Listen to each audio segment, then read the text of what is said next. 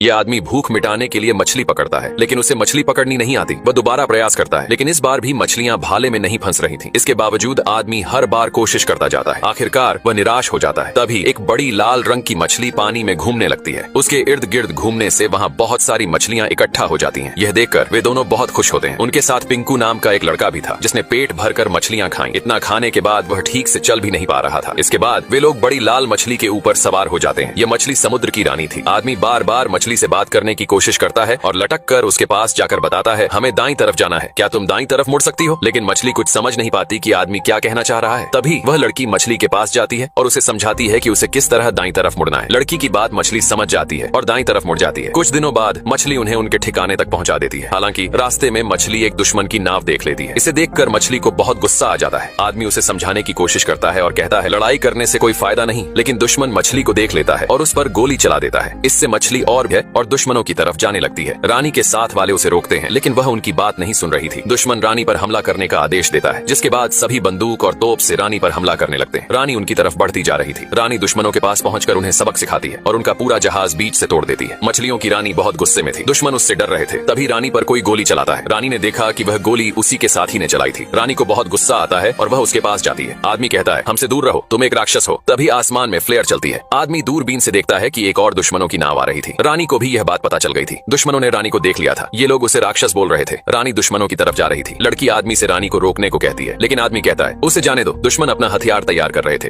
रानी उनके पास पहुंच चुकी थी। ये लोग एक सही समय का इंतजार कर रहे थे। तभी रानी पानी के नीचे से उनकी तरफ जाने लगती है। दुश्मन रानी की तरफ एक भाला छोड़ता है, जिससे भाला रानी को लग जाता है। रानी पानी में गिर जाती है। समुद्र की रानी मछलियों की रक्षा करती थी। वह किसी को मछलियां पकड़ने नहीं देती थी। लेकिन अब वह मरी हुई शिकारी रानी के पास जाता है और कहता है, हिलने की कोशिश भी मत करना, जितना हिलोगी जहर उतना फैलेगा। भलाई इसी में है कि शांत रहो। सभी लोग उस धंसे हुए भाले को निकाल देते हैं और रस्सी से रानी को बांधने लगते हैं। समुद्र की रानी इतनी बड़ी थी कि इंसान उसके सामने चींटी के समान था। शिकारी रानी को अपने साथ लेकर जा रहे थे। अगली सुबह वे अपने महल के पास पहुंच चुके थे, लेकिन रानी की दोस्त उसे बचाने के लिए उसके पास जा रही थी। वह रस्सी को काटने लगती है। रानी को महल के अंदर लाया जाता है, जिसे देखकर यहाँ के सभी लोग बहुत खुशी मनाते हैं, क्योंकि वे रानी को राक्षस समझते थे। महल की महारानी भी बहुत प्रसन्न होती है और कहती है, तुमने एक बहादुरी वाला काम किया है जो तारीफ के काबिल है। शिकारी कहता है, महारानी, आप ही ने मुझे डरपोक और बुजदिल शिकारी कहा था, शायद आप भूल चुकी हैं। शिकारी को खुद पर घमंड था। वह समुद्र की रानी के पास जाकर कहता है, तुम्हारा यह राज्य और दौलत मेरे सामने सब फीका है। महारानी को यह सुनकर बहुत बुरा लगता है। इसी बीच लड़की अभी भी रस्सी को काट रही थी। शिकारी रानी को मारने जा रहा था। तभी लड़की के पास शिकारी की साथी आती है और कहती है, शायद हमने समुद्र की रानी को पकड़कर गलती कर दी है। फिर वह अपनी तलवार से रस्सी काट देती है। रानी को होश आ चुका था। सभी लोग वहाँ से भागने लगे, लेकिन रानी के शरीर में अभी भी थोड़ा जहर बाकी था, जिस वजह से वह खुद को संभाल नहीं पा रही थी। महल भी तबाह हो रहा था। यह देखकर महल की महारानी घबरा गई। तभी रानी को फिर से होश